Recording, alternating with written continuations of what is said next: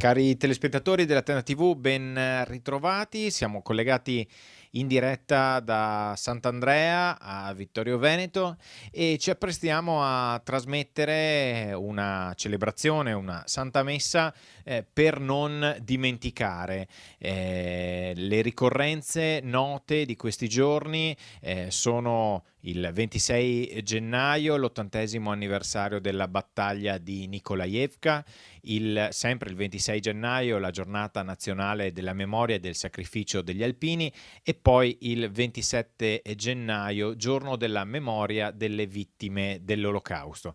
Per ricordare queste ricorrenze, l'Associazione Nazionale Alpini e la sezione ANA di Vittorio Veneto hanno deciso appunto di organizzare questa mattinata per non dimenticare. Continuiamo ad essere testimoni della storia passata e del presente delle nostre comunità. Ci sarà appunto la celebrazione della Santa Messa, a seguire un momento commemorativo al monumento degli Alpini, il monumento alle Penne Nere che si trova a pochi passi dalla chiesa parrocchiale di Sant'Andrea, con l'alzabandiera, l'onore ai caduti e le allocuzioni. A tutti voi una buona visione.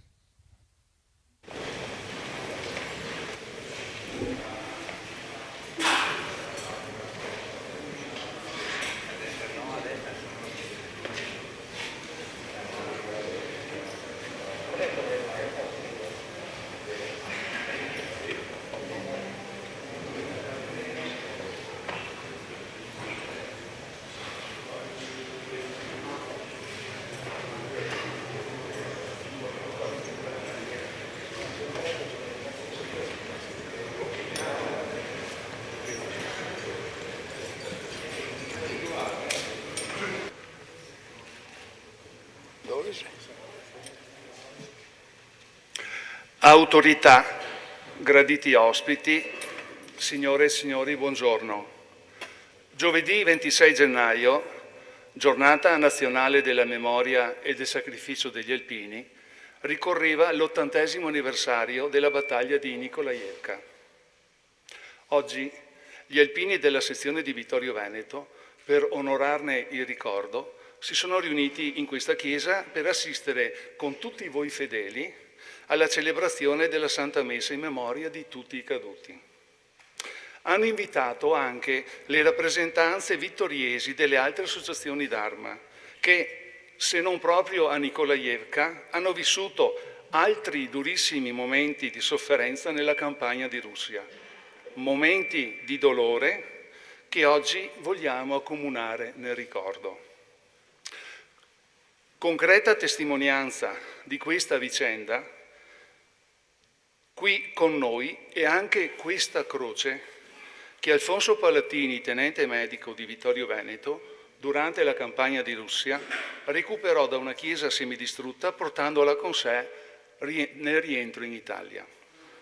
La croce è stabilmente esposta presso il Sacrario delle Bandiere, realizzato presso la chiesa di San Giuseppe il Foroboario e custodita con cura dalla consulta delle associazioni combattentistiche d'Arma di Vittorio Veneto, che ringraziamo per averne concesso la sua presenza oggi quanto mai significativa.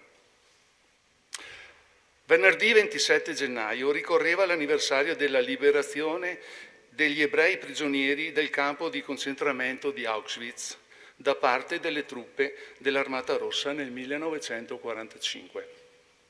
È il giorno della memoria, al fine di ricordare la Shoah, le leggi razziali, la persecuzione italiana di cittadini ebrei, gli italiani che hanno subito la deportazione, la prigionia, la morte, nonché coloro che, anche in campi e schieramenti diversi, si sono opposti al progetto di sterminio e a rischio della propria vita hanno salvato altre vite e protetto i perseguitati.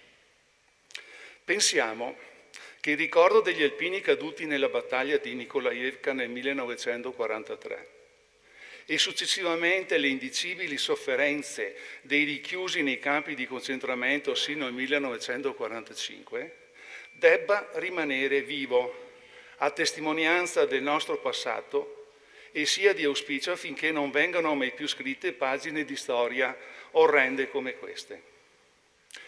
Al termine della Santa Messa vi invitiamo a rimanere ancora per pochi minuti al vostro posto per condividere un breve momento rievocativo.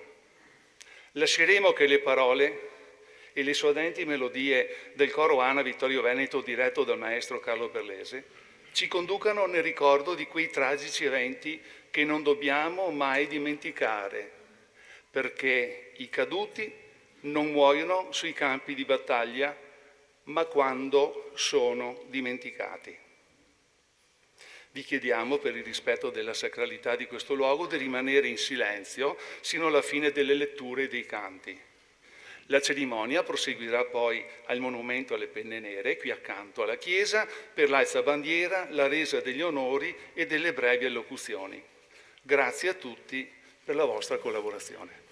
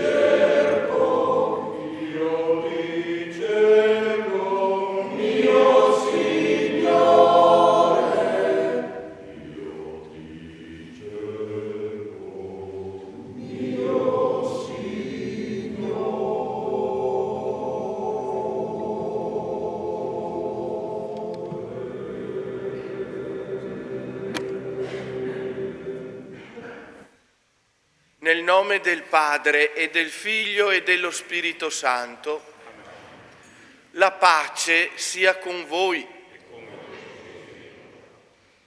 Sì, fratelli e sorelle, radunati nel giorno del Signore in questa pieve di Sant'Andrea, è la pace quella che ci auguriamo tutti quanti in questo appuntamento ormai tradizionale che considero una festa, anche se fa memoria di eventi luttuosi e anche tragici, a partire dalle vicende di Nikolajevka e la liberazione il giorno della memoria.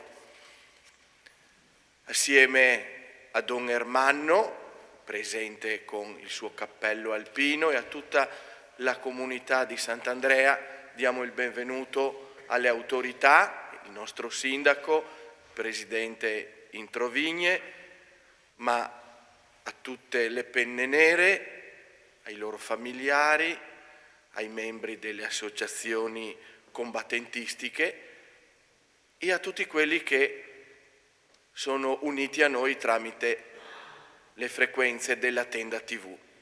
Davvero viviamo questo momento che è di memoria nella fede, illuminati dalla fede in Gesù, il Principe della pace. Prima di celebrare i santi misteri, riconosciamo i nostri peccati.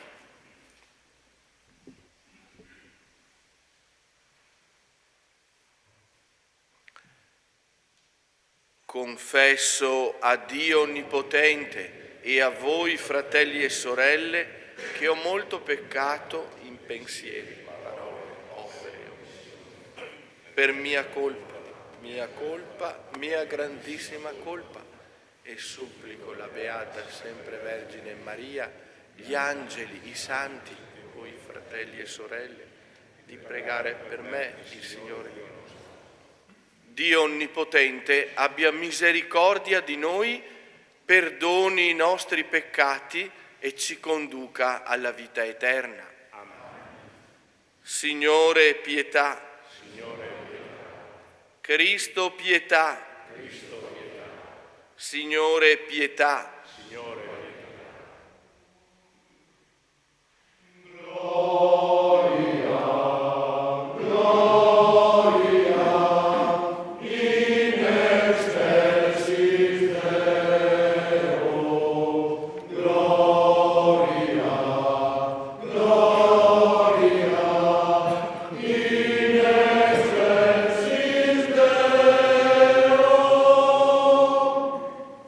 Pace in terra agli uomini amati dal Signore. Noi ti lodiamo, ti benediciamo, ti adoriamo, ti glorifichiamo. Ti rendiamo grazie per la tua gloria immensa, Signore Dio, Re del cielo, Dio Padre Onnipotente, Signore Figlio unigenito Gesù Cristo, Signore Dio, Agnello di Dio, Figlio del Padre. Tu che togli i peccati del mondo, abbi pietà di noi. Tu che togli i peccati del mondo, accogli la nostra supplica. Tu che siedi alla destra del Padre, abbi pietà di noi. Perché tu solo il Santo, tu solo il Signore, tu solo l'Altissimo Gesù Cristo, con lo Spirito Santo, nella gloria di Dio Padre. Amen.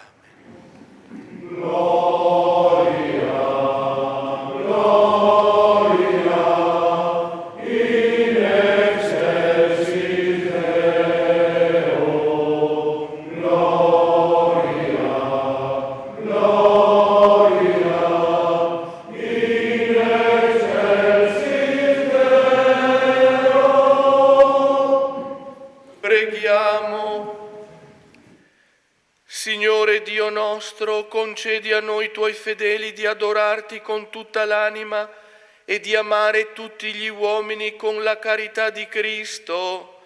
Egli è Dio e vive e regna con te nell'unità dello Spirito Santo per tutti i secoli dei secoli.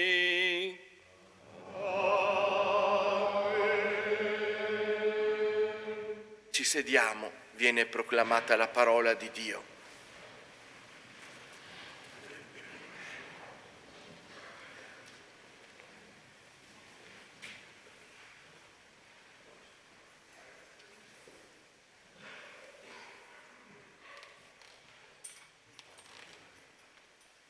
Dal libro del profeta Sofonia. Cercate il Signore, voi tutti, poveri della terra, che eseguite i suoi ordini. Cercate la giustizia, cercate l'umiltà, forse potrete trovarvi al riparo nel giorno dell'ira del Signore. Lascerò in mezzo a te un popolo umile e povero. Confiderà nel nome del Signore il resto di Israele. Non commetteranno più iniquità e non proferiranno menzogna. Non si troverà più nella loro bocca una lingua fraudolenta. Potranno pascolare e riposare senza che alcuno li molesti. Parola di Dio. Salmo responsoriale. Beati i poveri in spirito. Beati i poveri in spirito. Il Signore rimane fedele per sempre, rende giustizia agli oppressi, dà il pane agli affamati, il Signore libera i prigionieri. Beati i poveri in spirito. Il Signore ridona la vista ai ciechi, il Signore rialza chi è caduto, il Signore ama i giusti, il Signore protegge i forestieri. Beati i poveri in spirito. Egli sostiene l'orfano e la vedova, ma sconvolge le vie dei malvagi. Il Signore regna per sempre, il tuo Dio, o Sion, di generazione in generazione. Beati i poveri in spirito.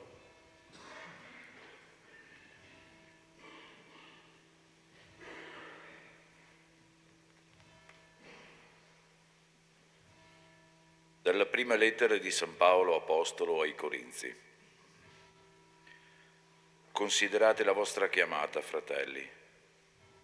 Non ci sono fra voi molti sapienti dal punto di vista umano, né molti potenti, né molti nobili. Ma quello che è stolto per il mondo, Dio lo ha scelto per confondere i sapienti. Quello che è debole per il mondo, Dio lo ha scelto per confondere i forti. Quello che è ignobile e disprezzato per il mondo, quello che è nulla, Dio lo ha scelto per ridurre al nulla le cose che sono, perché nessuno possa vantarsi di fronte a Dio. Grazie a Lui voi siete in Cristo Gesù, il quale per noi è diventato sapienza per opera di Dio, giustizia, santificazione e redenzione, perché come sta scritto, chi si vanta, si vanti nel Signore. Parola di Dio.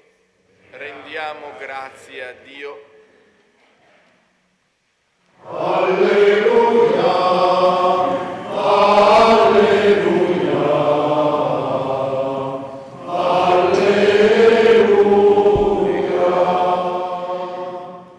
Rallegratevi ed esultate, perché grande è la vostra ricompensa nei cieli. Alleluia.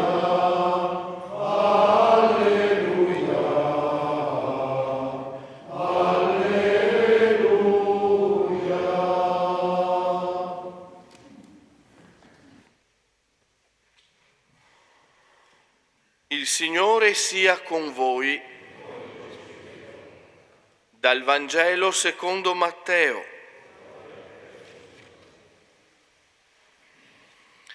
In quel tempo, vedendo le folle, Gesù salì sul monte, si pose a sedere e si avvicinarono a lui i suoi discepoli. Si mise a parlare e insegnava loro dicendo: Beati i poveri in spirito, perché di essi è il regno dei cieli. Beati quelli che sono nel pianto, perché saranno consolati. Beati i miti, perché avranno in eredità la terra. Beati quelli che hanno fame e sete della giustizia, perché saranno saziati. Beati i misericordiosi, perché troveranno misericordia. Beati i puri di cuore, perché vedranno Dio. Beati gli operatori di pace, perché saranno chiamati figli di Dio. Beati i perseguitati per la giustizia, perché di essi è il regno dei cieli. Beati voi, quando vi insulteranno, vi perseguiteranno e mentendo diranno ogni sorta di male contro di voi per causa mia. Rallegratevi ed esultate, perché grande è la vostra ricompensa nei cieli. Parola del Signore.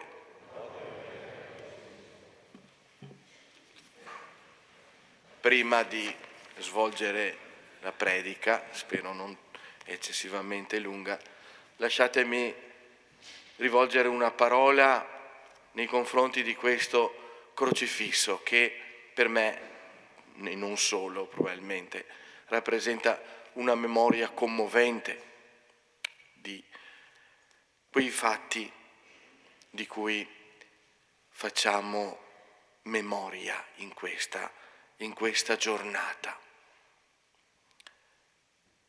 È più che un simbolo, è più che una croce, davvero è una memoria vivente del sacrificio di Gesù e anche del sacrificio di tanti alpini e tanti uomini e donne periti nelle guerre. La riflessione di quest'oggi si muove su un ambito politico. Ogni uomo di governo inaugura il proprio periodo amministrativo presentando un programma di governo.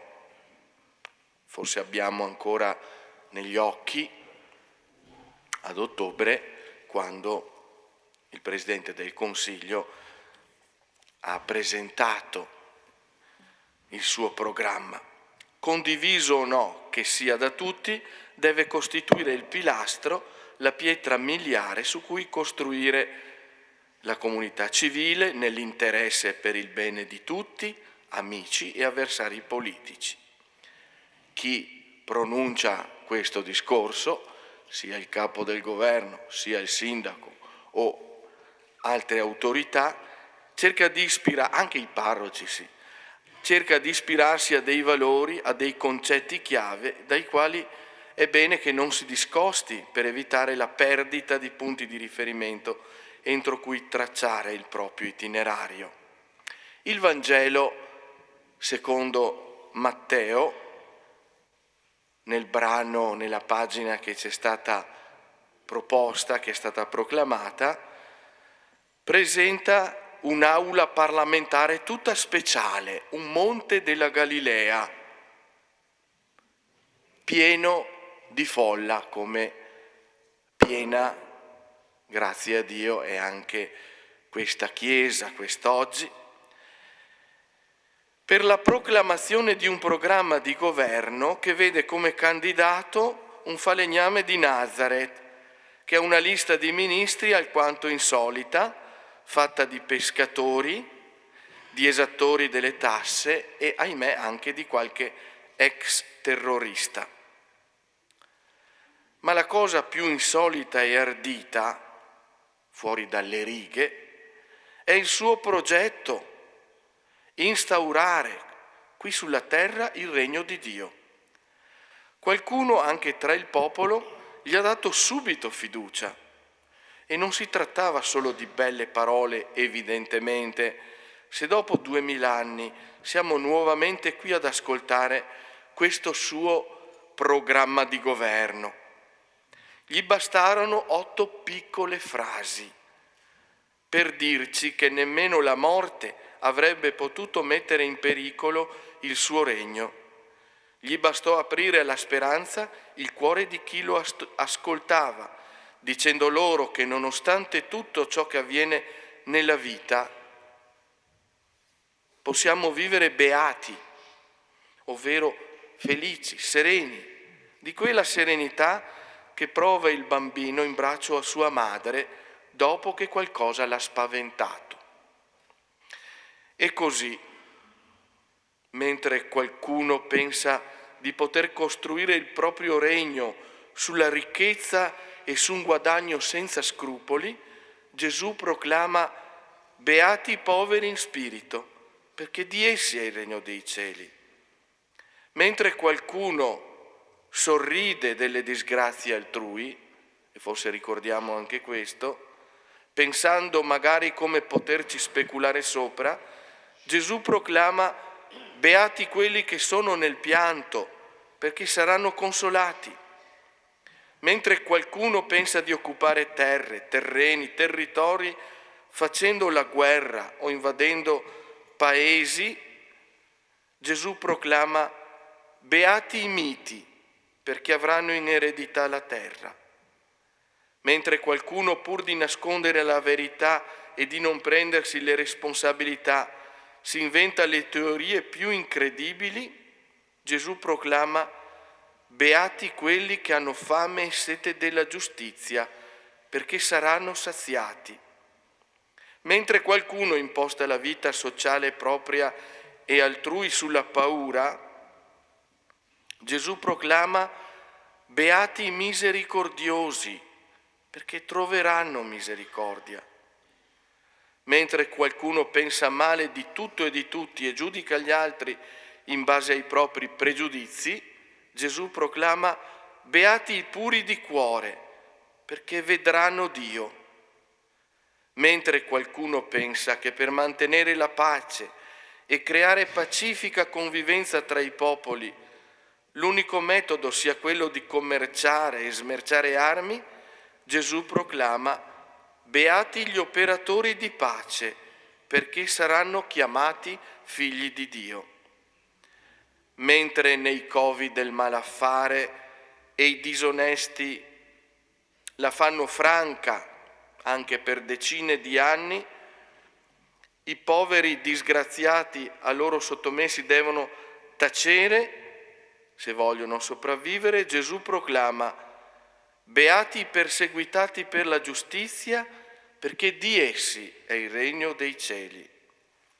Questo è il programma di governo del regno di Dio e il nostro Maestro, da buon premier, lo illustra in modo chiaro e inequivocabile all'inizio del suo mandato e non usa mezzi termini. È un programma che va controcorrente rispetto alla logica dei potenti di questo mondo. Chi vota la fiducia al suo programma di governo, e spetta a ciascuno di noi, non si aspetti applausi o momenti di gloria, anzi, beati voi quando vi insulteranno, vi perseguiteranno e mentendo diranno ogni sorta di male contro di voi per causa mia.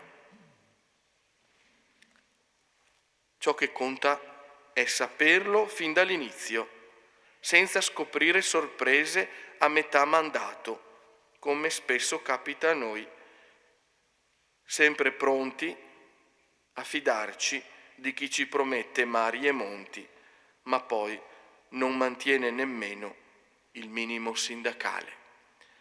A questa cena a cui Gesù ci invita con grande familiarità, con grande misericordia, ecco, nutriamoci del pane di vita per poter anche noi collaborare nel nostro piccolo o nel nostro grande a questo programma di governo.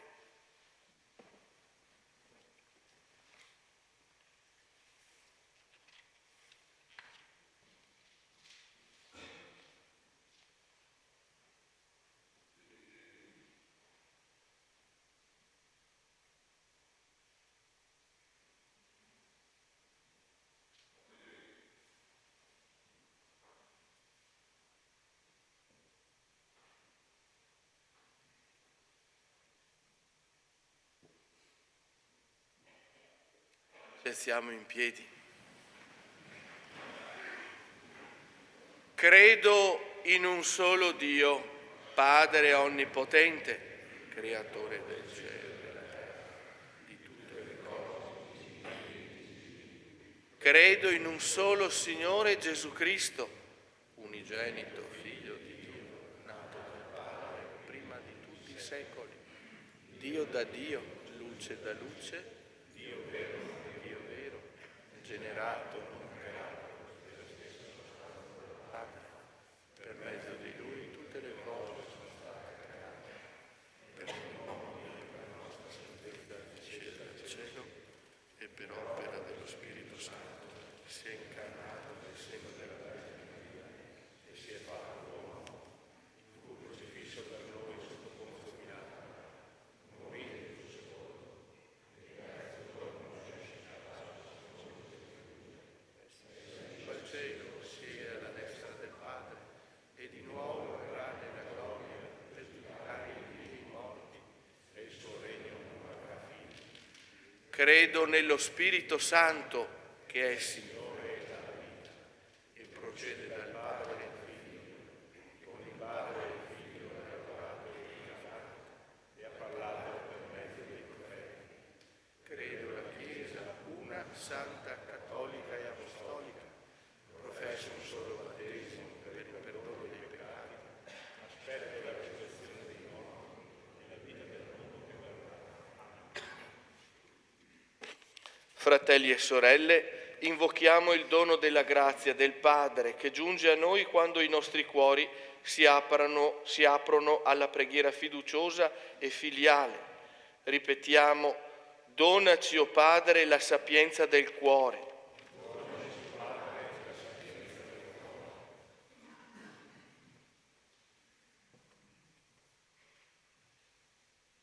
Per il Papa, i vescovi e i presbiteri siano i primi testimoni della vita buona secondo il Vangelo delle Beatitudini.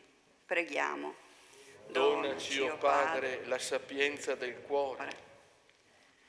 per tutti i caduti di ogni parte e di ogni fronte, oggi in particolare per gli alpini di Nikolaevka, perché il loro estremo sacrificio ci sia di aiuto ad evitare la follia di nuovi conflitti e nuove perdite di vite umane.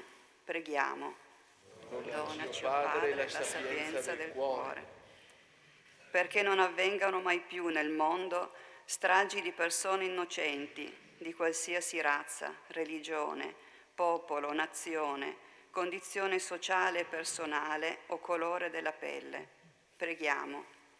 Donaci, o Padre, la sapienza del cuore, perché il rifiuto della violenza e l'avvio di una coesistenza giusta e fraterna aprano ad un futuro migliore nella costante ricerca delle vie del bene e della pace. Preghiamo. Donaci, o Padre, la sapienza del cuore, per la comunità nazionale e locale, perché trovi le risorse e le energie necessarie ad affrontare le sfide del presente e guardare con nuovo ottimismo al futuro. Preghiamo. Donaci, o Padre, la sapienza del cuore, per i giovani, la festa della presentazione del Signore, che celebreremo giovedì 2 febbraio, ispiri in molti il desiderio di consacrarsi a Dio, con il sostegno delle loro famiglie e della comunità ecclesiale. Preghiamo. Donaci, o Padre, la sapienza del cuore. In un momento di silenzio presentiamo la nostra preghiera dopo quasi un anno del conflitto in Ucraina per la pace.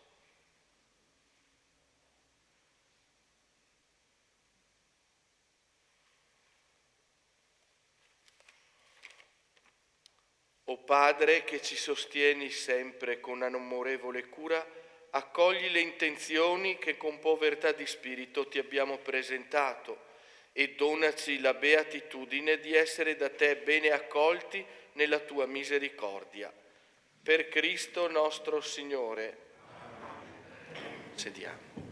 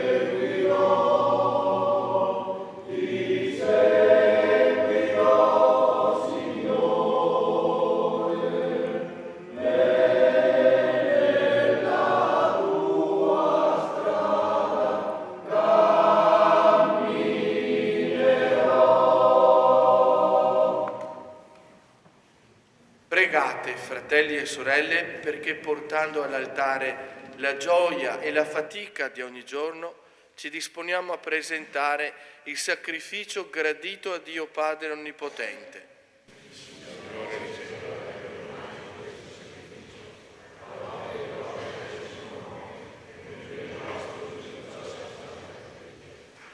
Accogli con bontà, o Signore, i doni del nostro servizio sacerdotale, li deponiamo sull'altare perché diventino sacramento della nostra redenzione. Per Cristo nostro Signore. Il Signore sia con voi. In alto i nostri cuori. Rendiamo grazie al Signore nostro Dio. È veramente cosa buona e giusta renderti grazie e innalzare a te le nostre lodi, Dio Padre Onnipotente, per i prodigi che operi in questo mondo per mezzo di Gesù Cristo, Signore nostro. In un mondo lacerato da lotte e discordie, riconosciamo la tua opera che piega la durezza dei cuori e li rende disponibili alla riconciliazione. Con la forza del tuo Spirito agisci nell'intimo dei cuori perché i nemici si aprano al dialogo, gli avversari si stringano la mano e i popoli si incontrino nella concordia. Per tuo dono, Padre, la ricerca sincera della pace estingue le contese, l'odio è vinto dall'amore, la vendetta è disarmata dal perdono. E noi, uniti agli angeli, cantori della tua gloria, innalziamo con gioia l'inno di benedizione e di lode. Santo, santo, santo, il Signore Dio dell'universo, i cieli e la terra sono pieni della tua gloria. Osanna, Osanna nell'alto dei cieli. Benedetto colui che viene nel nome del Signore. Osanna, Osanna, Osanna nell'alto dei cieli.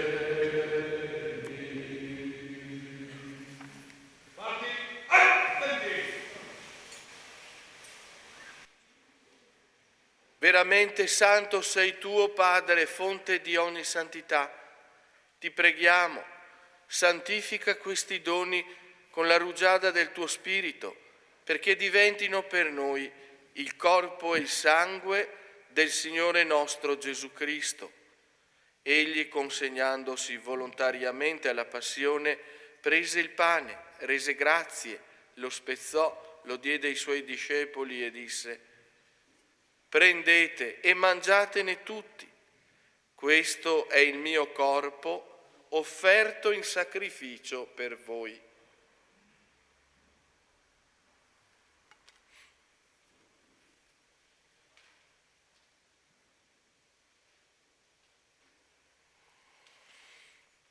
Allo stesso modo, dopo aver cenato, prese il calice, di nuovo ti rese grazie, lo diede ai suoi discepoli e disse: prendete e bevetene tutti.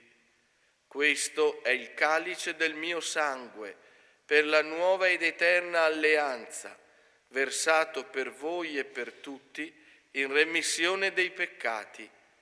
Fate questo in memoria di me.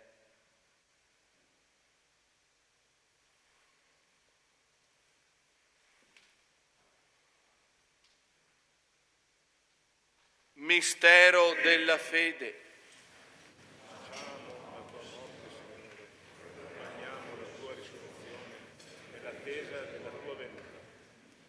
Celebrando il memoriale della morte e risurrezione del tuo Figlio, ti offriamo, Padre, il pane della vita e il calice della salvezza e ti rendiamo grazie perché ci hai resi degni di stare alla tua presenza a compiere il servizio sacerdotale.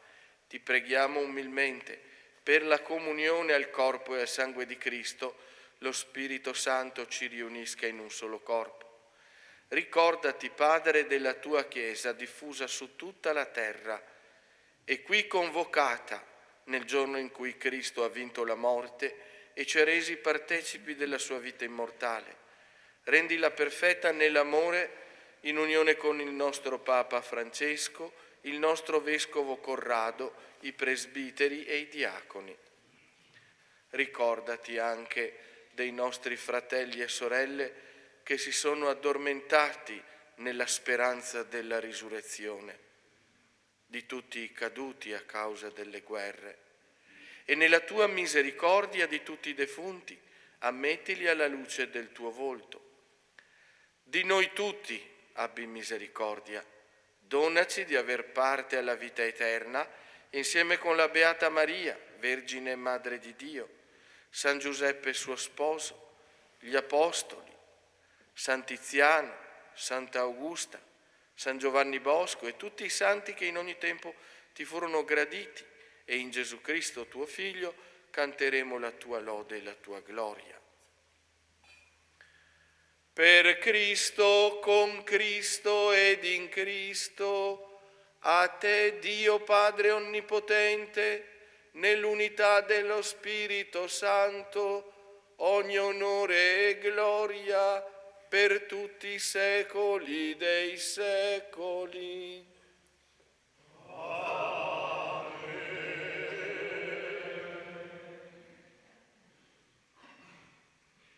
Con le parole che ci ha insegnato Gesù, chiedendo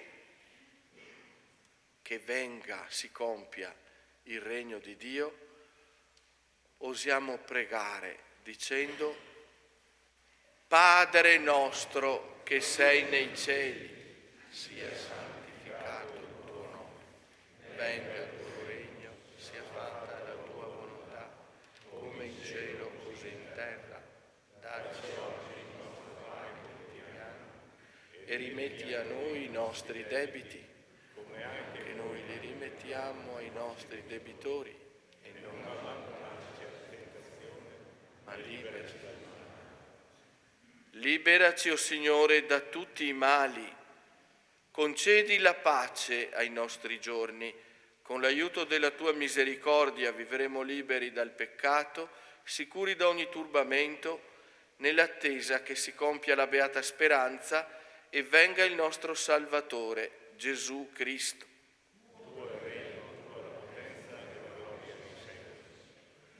Signore Gesù, che hai detto ai tuoi apostoli: vi lascio la pace, vi do la mia pace.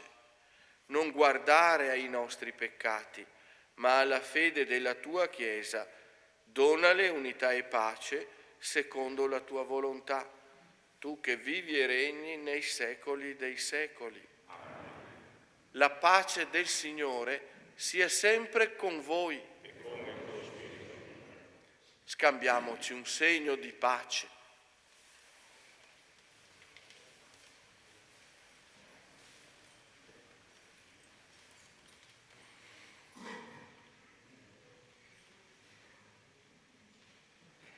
Agnello di Dio che togli i peccati. Agnello di Dio che togli i peccati del mondo, abbi pietà di noi. Agnello di Dio che togli i peccati del mondo, dona a noi la pace.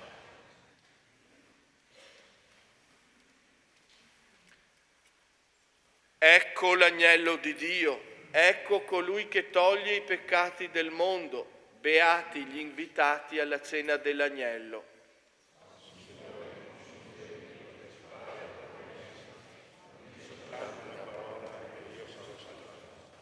Corpo di Cristo mi custodisca per la vita eterna.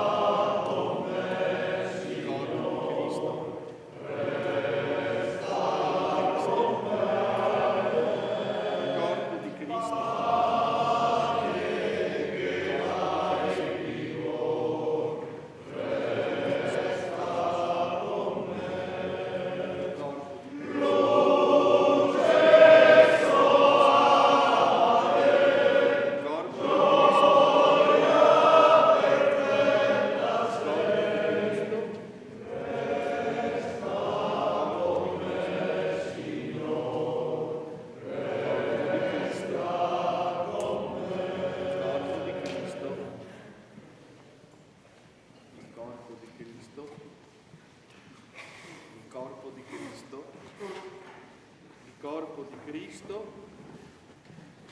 il corpo di Cristo.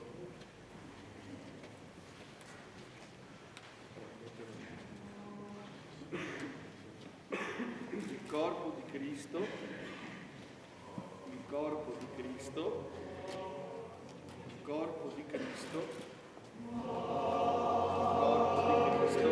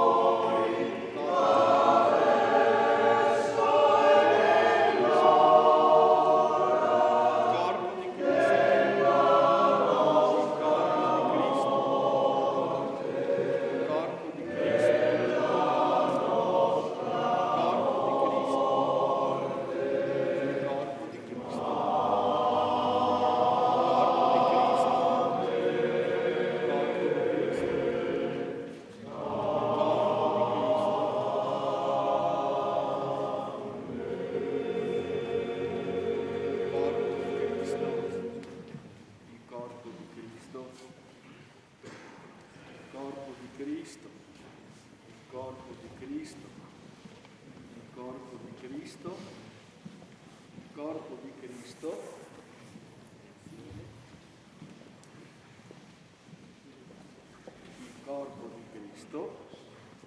corpo di Cristo, il corpo di Cristo, il corpo di Cristo, il corpo di Cristo,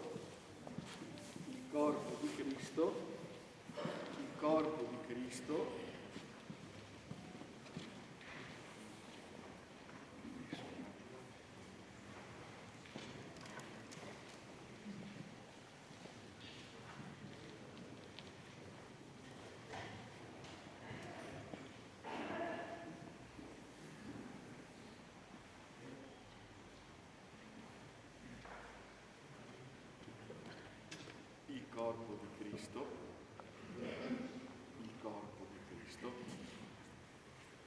corpo di Cristo, il corpo di Cristo,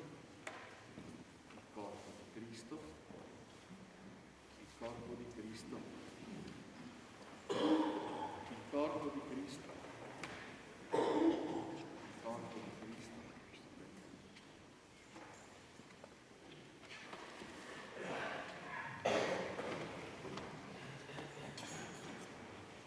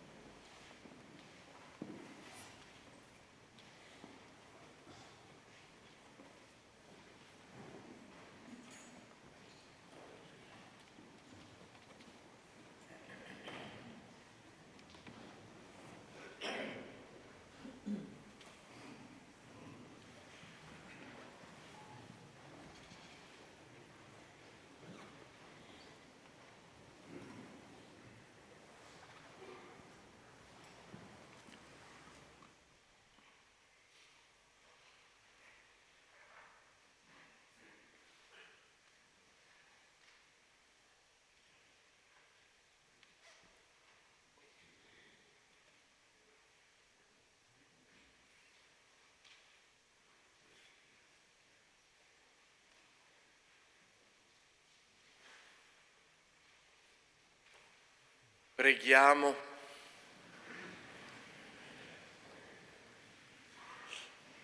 O Signore, che ci hai nutriti con il dono della redenzione, fa che per la forza di questo sacramento di eterna salvezza cresca sempre più la vera fede.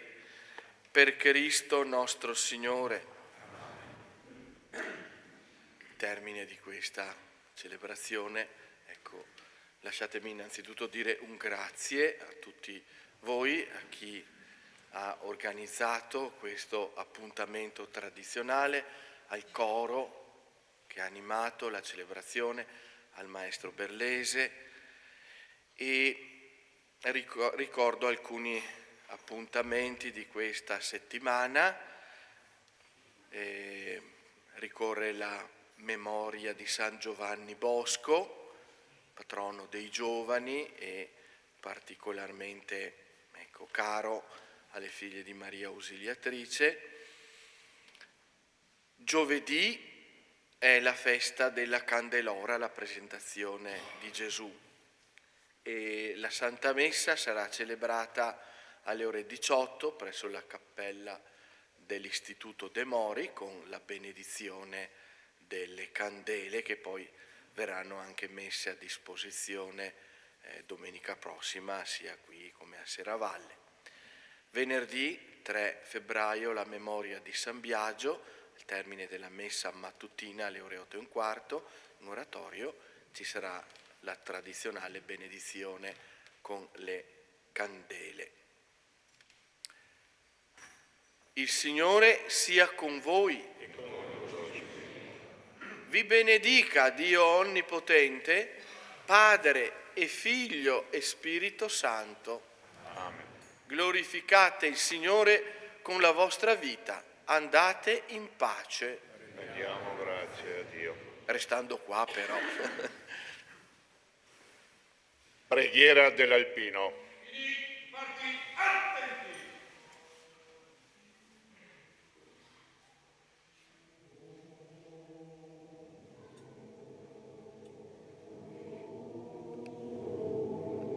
Sulle nude rocce, sui perenni ghiacciai, su ogni balza delle Alpi, ove la provvidenza ci ha posto a baluardo fedele delle nostre contrade, noi, purificati dal dovere pericolosamente compiuto, eleviamo l'animo a te, o Signore, che proteggi le nostre mamme, le nostre spose, i nostri figli e fratelli lontani, e ci aiuti ad essere degni delle glorie dei nostri avi.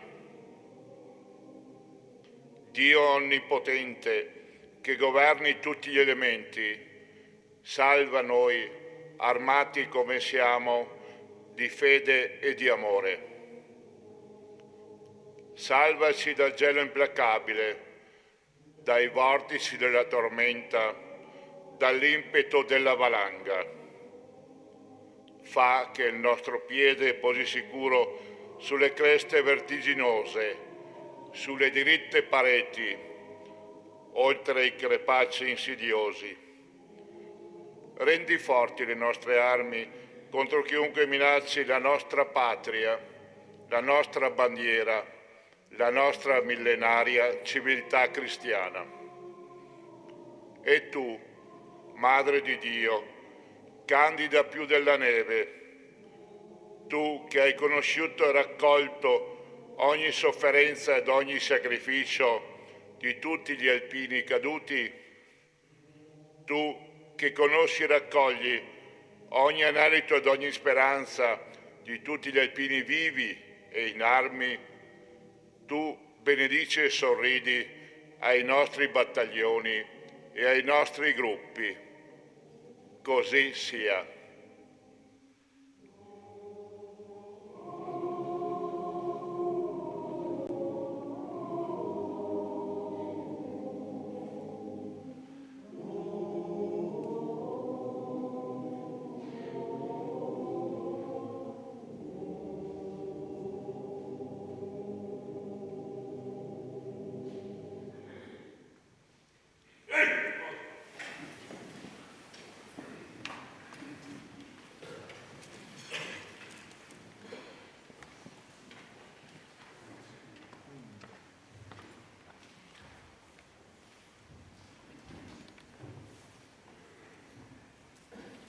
Potete accomodare, grazie.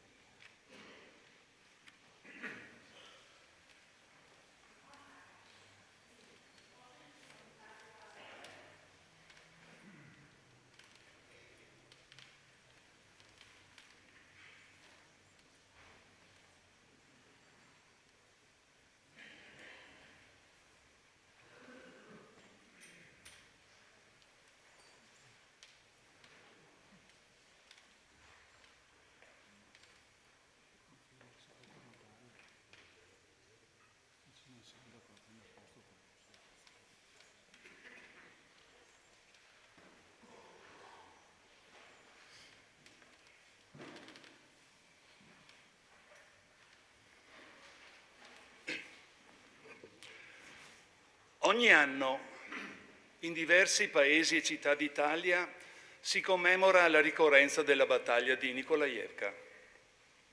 Cosa sarà mai che a distanza di 80 anni riunisce tanti alpini, ci fa ancora commuovere al pensiero di quanti sono caduti laggiù, ricordati con un'intensità così piena e incombente di averli presenti e reali, brandelli della nostra anima strappata. Nikolajevka, simbolo del sacrificio degli alpini, riconduce alla tragedia più grande che ha coinvolto le truppe alpine. Nikolajevka è il simbolo della memoria che non potrà essere dimenticata. Il suo nome comprende tutto il sacrificio di noi alpini, il ricordo, la solidarietà e il desiderio di pace. Chi l'ha vissuta ci ha raccontato: guardavamo lontano, ma era sempre lo stesso paesaggio fatto di neve e di gelo. Si camminava, si andava senza possibilità di difendersi, sempre inseguiti dal nemico che si nascondeva dappertutto, compariva all'improvviso, faceva imboscate. Si riposava dove e quando si poteva. Campagna di Russia. Non riusciamo nemmeno ad immaginare le enormi sofferenze che patirono quei giovani italiani non equipaggiati, non adatti a quel terreno pianeggiante. Ma tutto fu inutile perché ci si dovette ritirare. Dal 16 gennaio una massa inverosimile di soldati in ritirata nell'inferno bianco percorse centinaia e centinaia di chilometri, un passo dopo l'altro nella tormenta, con le barbe lunghe incrostate di ghiaccio.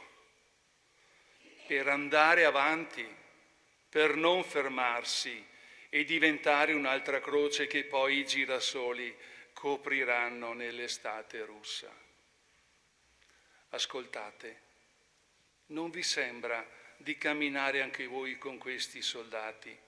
Non vi par di sentire gli incitamenti di chi li esorta a resistere? Non vi pare di sentire la disperazione di chi ha perso il plotone ed è sbandato?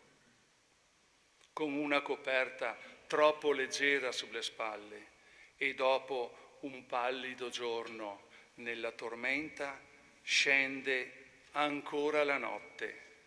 Ascoltate, gelida, interminabile, la notte, per molti l'ultima notte.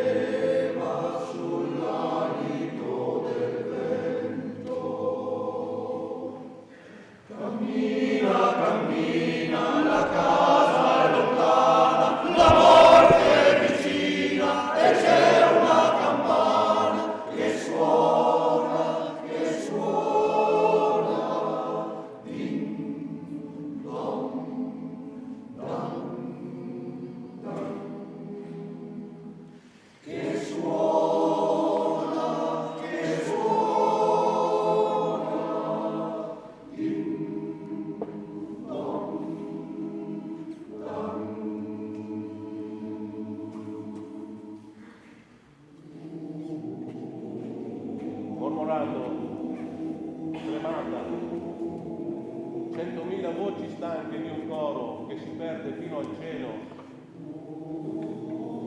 avanzava in lunga fila la marcia dei fantasmi in grigio verde. Non è il sole che illumina gli stanchi gigli di neve sulla terra rossa. Gli alpini fanno come angeli bianchi e ad ogni passo coprono una fossa.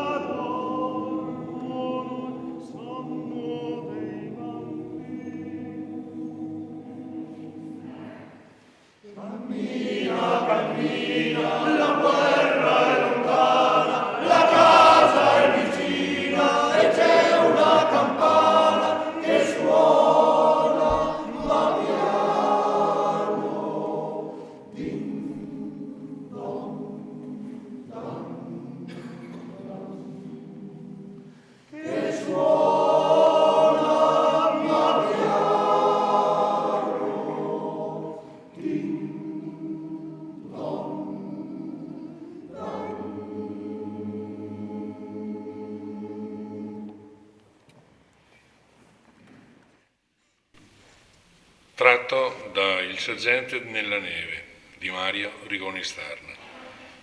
Il brano è estratto dal capitolo La Sacca, dove viene descritta la battaglia di Nikolajevka.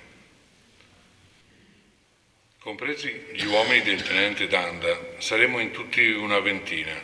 Che facciamo qui da soli? Non abbiamo quasi più munizioni. Abbiamo perso il collegamento con il capitano. Non abbiamo ordini. Se almeno avessimo munizioni. Ma sento anche fame e il sole sta per tramontare. Attraverso lo steccato e una pallottola mi sibila vicino. I russi ci tengono d'occhio. Corro e busso alla porta di un'isba. Entro. Vi sono dei soldati russi là, dei prigionieri? No, sono armati, con la stella rossa sul berretto. Io ho in mano il fucile, li guardo impietrito. Essi stanno mangiando attorno alla tavola, prendono il cibo con il cucchiaio di legno da una zuppiera comune e mi guardano con i cucchiai sospesi a mezz'aria. Mnie cocestia iesti, dico. Vi sono anche delle donne. Una prende un piatto, lo riempie di latte e miglio con il mestolo, dalla zuppiera di tutti e me lo porge. Io faccio un passo avanti, mi metto il fucile in spalla e mangio. Il tempo non esiste più. I soldati russi mi guardano, le donne mi guardano, i bambini mi guardano, nessuno fiata. C'è solo il rumore del mio cucchiaio nel piatto e di ogni mia boccata. Spasciba, dico quando ho finito, e la donna prende le mie mani, con le sue mani, il piatto vuoto. Pasciusta, risponde con semplicità. I soldati russi mi guardano uscire senza che si siano mossi. Nel vano d'ingresso ci sono delle arnie. La donna, che mi ha dato la minestra, è venuta con me, come per aprirmi la porta, e io le chiedo a gesti di darmi un favo di miele per i miei compagni. La donna mi dà il favo e io esco. Così è successo questo fatto. Ora non lo trovo affatto strano a pensarvi, ma naturale, di quella naturalezza che una volta deve esserci stata tra gli uomini. Dopo la prima sorpresa tutti i miei gesti furono naturali, non sentivo nessun timore né alcun desiderio di difendermi o di offendere. Era una cosa molto semplice. Anche i russi erano come me, lo sentivo. In quell'Ishba si era creata tra me e i soldati russi e le donne e i bambini un'armonia che non era un armistizio. Era qualcosa di più del rispetto che gli animali della foresta hanno l'uno per l'altro.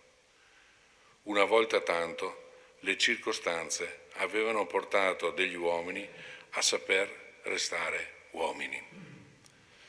Uomini tra uomini come fratelli, siamo i vostri fratelli.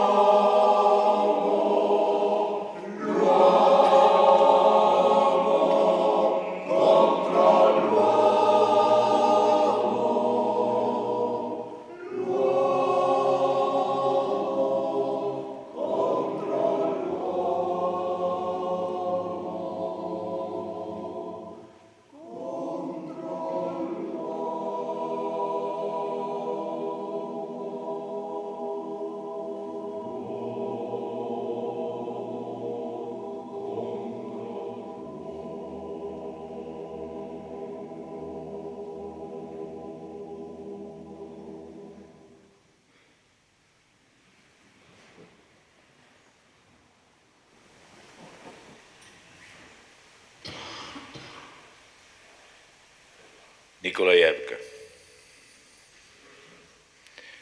io resto qui. Addio. Stanotte mi coprirà la neve. E voi che ritornate a casa, pensate qualche volta a questo cielo di Cercovo. Io resto qui, con altri amici in questa terra.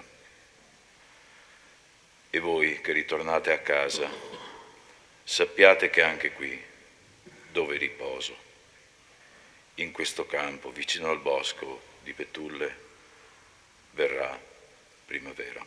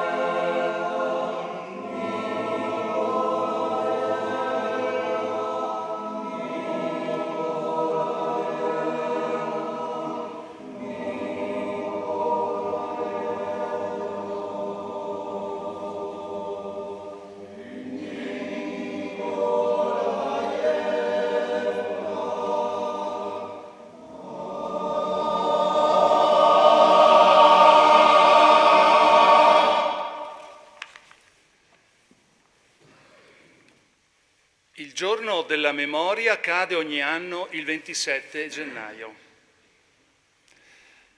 L'evento si celebra in tutti gli anni in Italia e nel resto del mondo, ma cosa si intende per memoria? Il 27 gennaio 1945 è il giorno in cui alla fine della Seconda Guerra Mondiale i cancelli di Auschwitz vengono abbattuti dalla 60ª armata dell'esercito sovietico. Il complesso di campi di concentramento che conosciamo come Auschwitz non era molto distante da Cracovia in Polonia e si trovava nei pressi di quelli che erano all'epoca i confini tra la Germania e la Polonia. Con l'avvicinarsi dell'Armata Rossa, già intorno alla metà del mese di gennaio, le SS iniziarono ad evacuare il complesso. Circa 60.000 prigionieri vennero fatti marciare prima dell'arrivo dei russi. Di quei prigionieri si stima che tra 9 e 15.000 sarebbero morti durante il tragitto, in gran parte uccisi dalle SS perché non riuscivano a reggere i ritmi incessanti della marcia.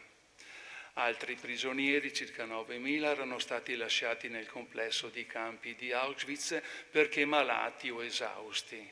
Le SS intendevano eliminarli, ma non ebbero il tempo per farlo prima dell'arrivo dei sovietici.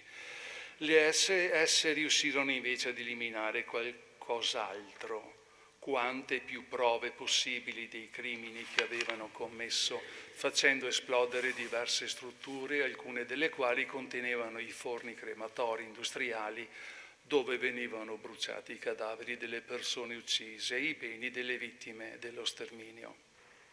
Quando la 60ª armata dell'esercito sovietico arrivò al campo principale di Auschwitz, intorno alle 3 del pomeriggio, e dopo una battaglia in cui persero la vita più di 200 sovietici, trovò davanti a sé uno scenario desolante. Circa 9.000 prigionieri, i più deboli e ammalati, erano stati lasciati indietro. 600 di loro erano già morti. Con la liberazione di Auschwitz, il 27 gennaio, ha assunto nel tempo un significato simbolico, quello della fine della persecuzione del popolo ebraico. Il giorno della memoria, una commemorazione pubblica non soltanto della Shoah, ma anche delle leggi razziali approvate sotto il fascismo di tutti gli italiani, ebrei e non, che sono stati uccisi, deportati, imprigionati, e di tutti coloro che si sono opposti alla soluzione finale voluta dai nazisti, spesso rischiando la vita. Ha lo scopo di non far dimenticare mai questo momento drammatico del nostro passato di italiani ed europei, affinché simili eventi non possano mai più accadere. Queste parole indicano chiaramente che non si tratta affatto di una celebrazione, ma nel dover ribadire quanto sia importante conoscere e ricordare ciò che è successo in passato.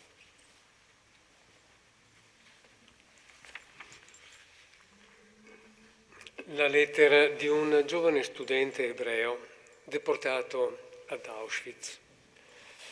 Questa è una lettera che il giovane ebreo italiano Guido Bergamasco, di 21 anni, scrisse con la speranza che un giorno arrivasse al fratello dal campo di concentramento di Auschwitz, nel quale era rinchiuso. La lettera è una cruda testimonianza della realtà dei campi di concentramento, una testimonianza unica che si trasforma in uno sguardo sulla vita, sempre che si possa chiamare tale, vissuta nei campi di lavoro e di sterminio. Caro fratello, vorrei spedirti questa lettera, ma purtroppo non mi è possibile. Posso solo scriverti, sperando che un giorno, in qualche modo, questo pezzo di carta straccia arrivi in mano tua e tu possa sapere che io sto bene. Quando arrivi qua, come prima cosa ti spogliano, ti portano via i vestiti, l'orologio, i documenti, le foto, poi ti rasano i capelli a zero, li ammassano in grandi gruppi. Così fanno anche per le scarpe, i giocattoli dei bambini. Ti privano di ogni cosa, ogni oggetto, seppur di poco valore, che abbia impresso qualcosa di quello che sei tu o della persona che eri prima di entrare qui. Lo fanno perché chi è deportato in un campo di concentramento non può avere ricordi. Anche il ricordo dei familiari viene schiacciato dall'esigenza di sopravvivere. Poi consegnano ad ognuno una specie di pigiama, una tuta a righe bianche e blu che diventerà il tuo unico abito, ed infine ti assegnano un numero, 16924. Questo è il mio. Sembra impossibile quanta gente sia rinchiusa qua dentro. Ci tengono stipati molti nelle nostre celle, prigionieri. Usciamo solo per lavorare. Lavoriamo fino a quando le gambe ci cedono e le braccia non si sollevano più. Stiamo in fila per delle ore, solo per ricevere un po' di brodo insipido con del pane vecchio ammollato. Solo questo, una volta al giorno. Questo è il posto in cui, quando conosci una persona, non sai se il giorno dopo la rivedrai. Fiamme escono dai forni crematori, fumo giorno e notte. L'odore è terribile, insopportabile. Le file degli uomini che vi si dirigono interminabili. Bambini, giovani, anziani, tutti vanno a morire nello stesso posto, nello stesso modo. Milioni di storie di persone diverse diventano cenere insieme ai loro corpi. Ieri, camminando per strada, stavamo andando a lavorare e c'era un vecchio che spazzava il cortile. Un ragazzo del mio gruppo gli rivolse un saluto, chiaramente nostalgico, con gli occhi pieni d'amore. Doveva essere suo padre, pensai. Il giorno dopo non c'era più. Il ragazzo mi spiegò in lacrime che non aveva messo l'immondizia nel punto esatto ordinatogli da una SS. Per questo era stato massacrato, pestato a sangue, ucciso. Ora io mi chiedo, è questa umanità? È per questo che Dio ci ha messi al mondo? Per uccidere? Sterminare le genti che secondo alcuni sono diverse o considerate un peso sociale? No, o perlomeno voglio sperare che non sia così, fratello mio. Se questo è il vero disegno che Dio ha per noi, desidero morire subito, piuttosto di vivere in un mondo disumano. Sono ormai 4 mesi e 13 giorni che mi trovo ad Auschwitz e sono vivo. Forse è solo fortuna, oppure qualcuno lassù crede che io sia destinato a sopravvivere e da raccontare questo ai miei figli. Qui dove mi trovo c'è una scritta: Arbeit macht frei, il lavoro rende liberi. È la prima cosa che ho visto quando sono entrato qui e non mi rimane che aggrapparmi a questo, sperare di guadagnarmi la libertà in qualche modo lavorando sodo. A volte preferisco pensare che le persone che sono andate a morire è perché non si sono impegnate abbastanza, non hanno lavorato al massimo delle loro capacità. A volte raccontarsi anche delle piccole bugie aiuta ad andare avanti. Non voglio lasciare che le fiamme brucino anche la mia fede, voglio credere e sperare, perché è tutto quello che mi rimane. Spero che dovunque ti trovi tu stia bene. Ci rivedremo presto, ne sono sicuro. Ora chiusi gli occhi e ripenso a quando la mamma ci cantava la ninna nanna.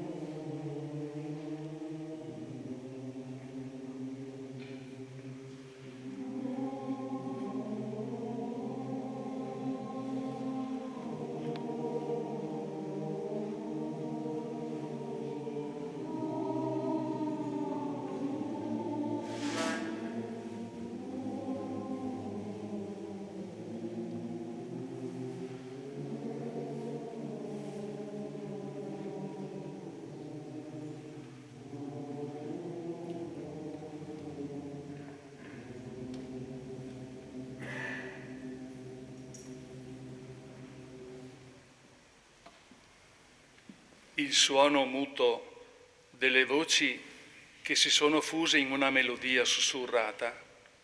È come se dalle viscere della terra giungessero i rintocchi di un minuscole campane a morto, appena udibili, mesti, distesi, quieti. Sotto i piedi la terra ondeggia, soffice, grassa, la terra senza fondo di Treblinka, fluttuante come gli abissi marini. Eppure quegli spazi cinti di filo spinato hanno inghiottito più vite umane di tutti gli oceani e i mari della terra dall'inizio dei tempi. Perché tutto questo non sia stato vano, oggi tutti noi qui riuniti siamo le farfalle gialle che volano sopra i fili spinati e non dimenticano.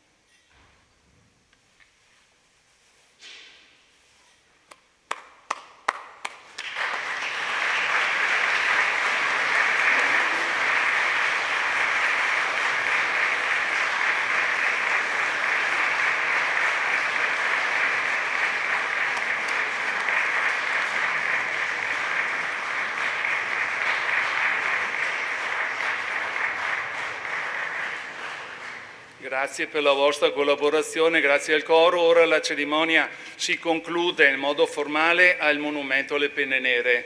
Comporremo il corteo come l'entrata per raggiungere il luogo dove celebreremo l'alzabandiera all'onore ai caduti. Grazie.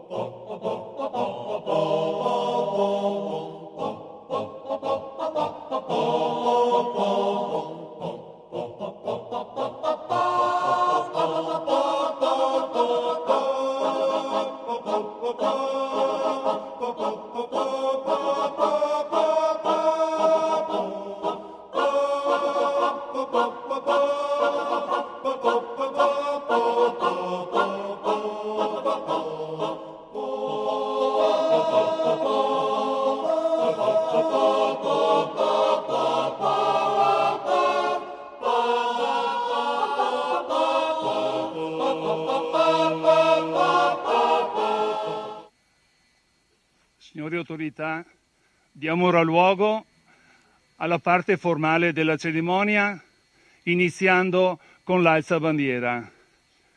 Invito tutti gli alpini che hanno il copricapo di mantenere il saluto al cappello per tutta la durata dell'inno di Mameli. Grazie.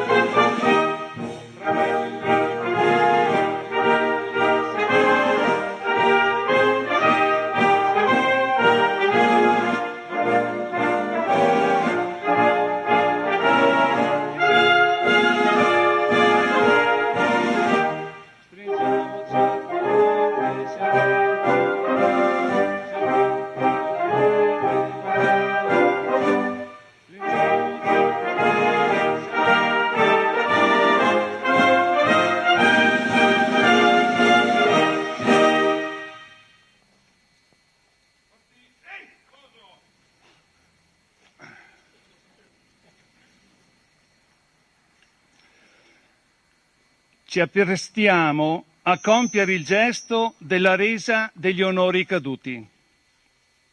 Lo facciamo di fronte a questo monumento che rappresenta la figura degli alpini, proprio quegli alpini che 80 anni or sono furono protagonisti anche della vicenda di Nikolajevka che oggi ricordiamo. Ma il ricordo va anche a tutti gli altri soldati di altre armi che vissero assieme agli alpini le sofferenze di quella tragica campagna di guerra. I fiori bianchi del mazzo che viene deposto raffigurano la neve che nel glaciale inverno di Russia coprì in un gelido abbraccio coloro che non riuscirono a tornare alle loro case. Ma oggi ricordiamo anche il giorno della memoria, la Shoah, lo sterminio del popolo ebraico, le leggi razziali, la persecuzione dei cittadini ebrei, gli italiani che hanno subito la deportazione. E per onorare anche il loro ricordo, i fiori gialli del mazzo che viene deposto raffigurano le tante stelle gialle di David che ornavano gli abiti degli ebrei.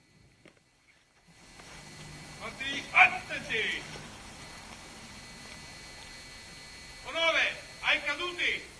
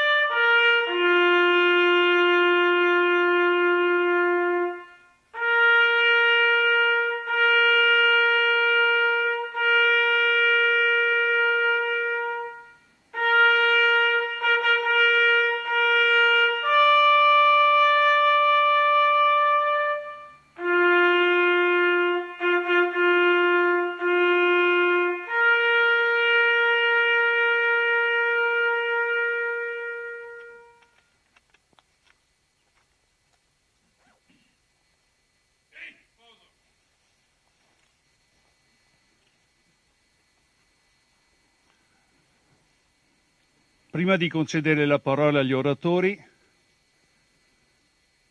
compiamo un gesto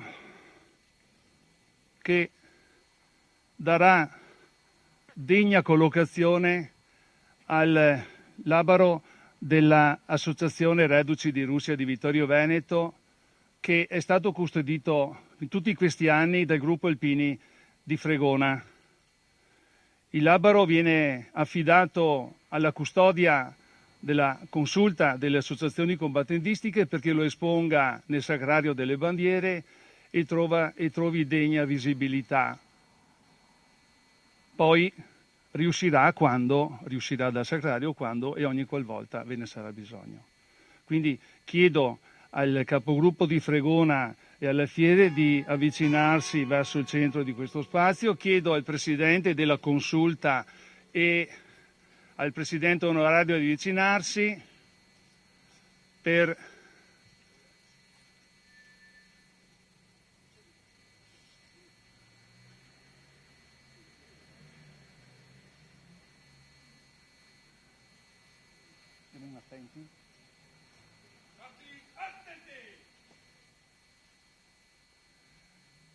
Prodomo del saluto al cappello.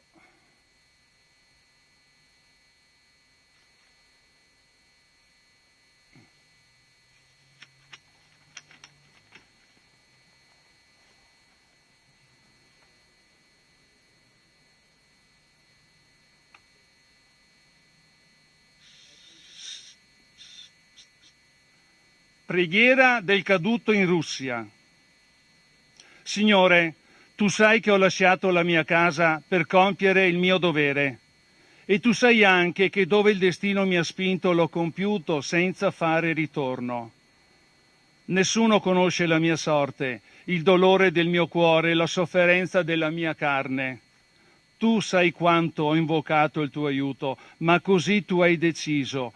Io non sarei tornato alla mia casa, disperso in un turbine di neve, di ghiaccio e di fuoco nell'infinito del tuo regno.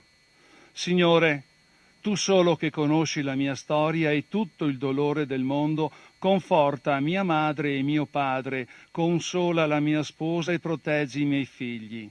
Di loro che mi troveranno nella fede in te, che tutto comprende, nell'amore verso la patria e verso la famiglia, così mi sentiranno vicino almeno nello spirito. Signore, che sei stato trafitto sulla croce dalla lancia pietosa di un soldato, concedi ora questa grazia a chi si è perso nel turbine della guerra, senza lasciare traccia. Signore, ti prego per il mio ultimo riposo, fammi tornare in seno alla terra natia, così sia, così è.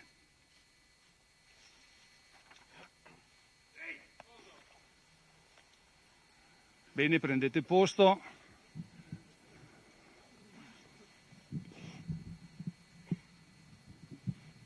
Prende la parola il signor Sindaco della città di Vittorio Veneto. Buongiorno, la città di Vittorio Veneto dà il benvenuto a tutti voi convenuti in questa ricorrenza. Anche quest'anno il sacrificio alpino di Nikolajevka è stato adeguatamente ricordato. È stato adeguatamente ricordato e di questo ringrazio gli alpini che non dimenticherò mai di farlo. Nikolajevka, più di 40.000 alpini si sono sacrificati in un'azione bellica finalizzata ad aprire il fronte nemico e permettere a poco più di 10.000 di loro di poter far ritorno a casa, anche se attraverso un viaggio doloroso e sofferto. Nikolajevka, un villaggio in territorio russo che forse anche oggi sta sentendo ancora delle cannonate, perché è la stessa latitudine di Kharkiv, della città martire di Kharkiv, e quindi il nostro impegno di ogni anno di ricordare i fatti avvenuti con il proposito che questi non si ripetano più sembra svanire. Noi stessi come generazione fortunata non abbiamo avuto modo la sfortuna di vivere momenti di guerra, però dobbiamo tenere anche questo compito, quello di poter trasmettere quello che abbiamo imparato, sentito dai nostri padri, dai nostri nonni, perché questo non si ripete, sono le nuove generazioni. Nikolajevka stessa per le nuove generazioni è una data e un nome che magari fanno anche un po' di difficoltà a leggere, un po' complicato, e quindi il compito nostro è continuare a coltivare questa memoria e infondere proponimenti di pace nelle nuove generazioni. Grazie.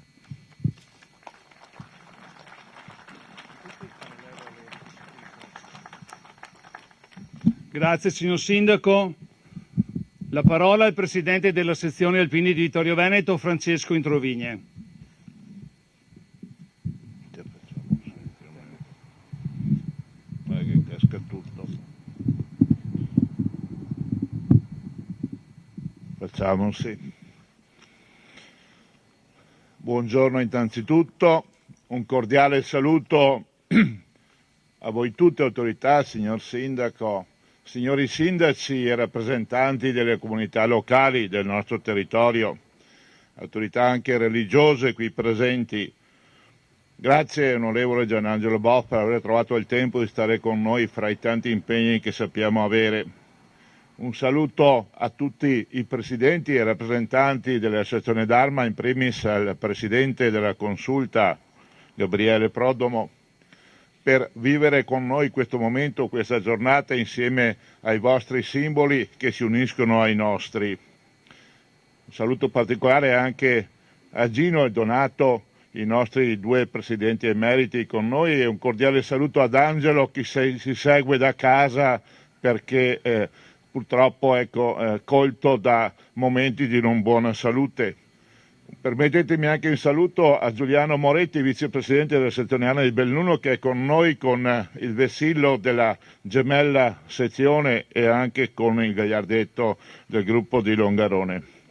Un grazie per aver accolto il nostro invito e condividere momenti tra i più significativi della nostra storia, del nostro presente, e per gli sforzi da tutti profusi per costruire insieme un futuro migliore. Non tanto nostro, ma per le giovani generazioni, le future generazioni. Siamo qui, come detto, per fare memoria, per non dimenticare, per condannare i gravi errori del passato. Scriveva il giamaicano Marcus Garvey: un popolo senza la conoscenza della propria storia, origine e cultura è come un albero senza radici.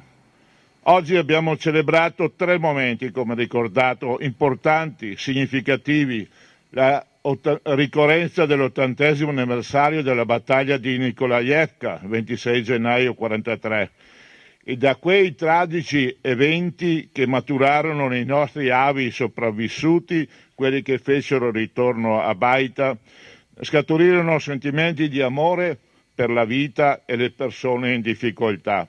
È da quei reduci che scaturì la volontà di onorare i morti aiutando i vivi. Questo è ancora oggi il nostro primo obiettivo.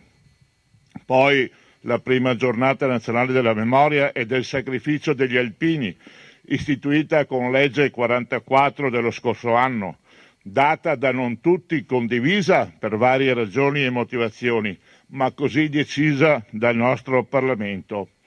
Ha lo scopo di tramandare alle nuove generazioni i valori della difesa, della sovranità e dell'interesse nazionale, nonché dell'etica, della partecipazione civile, della solidarietà e del volontariato che gli alpini da sempre incarnano. E poi il giorno della memoria nella ricorrenza internazionale del 27 gennaio, per commemorare le vittime dell'Olocausto, o meglio della Shoah, dall'ebraico catastrofe, distruzione, con tutto ciò che ha comportato in tema di sterminio, leggi razziali, persecuzioni, deportazioni, prigionia e morte. Sono 3 commemorazioni che hanno un filo conduttore comune: la ferma condanna di ogni forma di violenza, in tutte le sue forme e in ogni luogo in cui si manifesta, soprattutto l'atrocità della guerra che purtroppo ancora divampa a 2 passi da casa in Ucraina, come ricordato. Constatiamo ancora oggi che l'aberrazione e la malvagità della mente umana riesce a spingerci sin oltre la bestialità. Di converso dobbiamo adoperarci tutti, indistintamente, nella ricerca della pace, del bene, dell'umanità e della salvaguardia del creato in cui viviamo. Abbiamo reso gli onori ai simboli più cari e significativi, il tricolore, il monumento alle penne nere, la bandiera dei Cavalieri di Vittorio Veneto, il labro della Reduce di Russia, il nostro vessillo, quello di Belluno, e poi i vari altri simboli che voi, grati rappresentanti delle associazioni d'arma, avete qua fatto confluire, compreso anche quello del cimitero austro-ungarico di Vittorio Veneto e soprattutto la croce icona che sta qui dietro a me, di cui abbiamo sentito parlare del suo grande significato. Un ringraziamento particolare a Monsignor Michele Favret, ma anche a Monsignor Crestani, che ci ha soprattutto guidato nella celebrazione, Monsignor, ricordandoci quello che ha detto essere il programma di governo del Padre Eterno, di nostro Signore, e noi soprattutto ne abbiamo anche riscontrato l'attualità delle beatitudini che ci sono state proposte.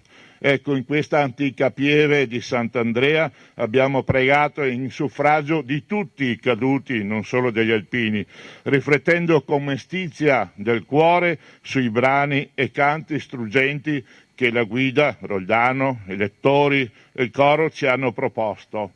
Grazie ancora della vostra partecipazione e buona giornata.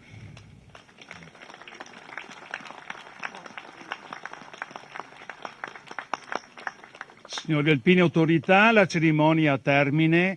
Ci concediamo un brindisi qui a fianco nel campetto per completare questa nostra giornata di ricorrenza. Grazie a tutti e arrivederci.